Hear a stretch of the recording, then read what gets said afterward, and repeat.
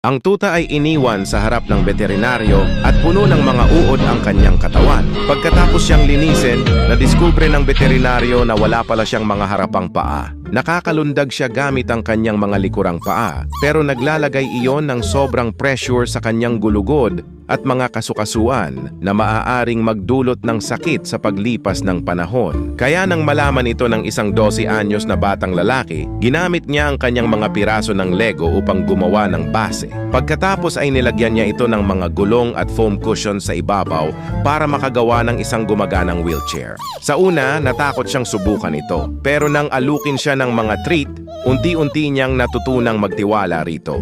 Patuloy na gumawa ang bata ng mas malalaki at mas maayos na bersyon para sa kanya.